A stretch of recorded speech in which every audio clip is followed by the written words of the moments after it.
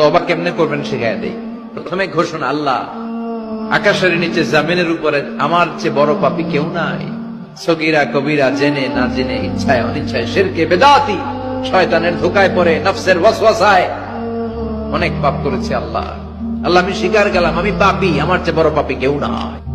যে সবসময় ইস্তেগফার করে তার কোনো টেনশন থাকে না, তার জীবনে দুশ্চিন্তা আসে না, আর এমন জায়গা থেকে আল্লাহ রিজিকের বন্দোবস্ত করে যেটা সে কল্পনাও করেনি।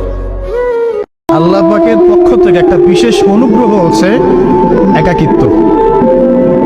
মানে একাকিত্ব কেন নিয়ামত বললাম? কারণ একাকিত্ব মানুষকে আল্লাহ চিনিয়ে দেয়, গভীরভাবে ভাবায়, আল্লাহকে পাওয়ায়, আল্লাহর কাছে দোয়া করতে শেখায়, মানুষকে বোঝায় যে আল্লাহ ছাড়া কেউ নাই সাহায্য করা।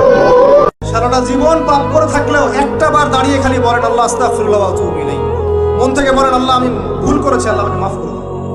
এক মুহূর্তের মধ্যে আল্লাহ পাক আপনার সমস্ত গুনাহগুলোকে নেকিতে পরিবর্তন করে দিবেন ইনশাআল্লাহ। আল্লাহ ছাড়া কেউ নাই আপনি। যে দুনিয়া নিয়ে আমরা ব্যস্ত হয়ে আছি না, বাড়ি গাড়ি স্ট্যাটাস প্রতিপত্তি ক্ষমতার দাপট, আল্লাহর কাছে এর মূল্য একটা পাখির একটা মাছির দানার সমান নয়। এখন দুনিয়ার তো কোনো মূল্য নেই আল্লাহর কাছে, দুনিয়ার যাররা পরিমাণ মূল্য আল্লাহর কাছে নাই। একটা হাদিস এসেছে, দুনিয়ার মূল্য যদি আল্লাহর কাছে একটা মাছির দানার পরিমাণও হতো, আল্লাহ পাক কোনো কাফের মুশরিককে এক ঢোক পানি খেতে দিতেন না।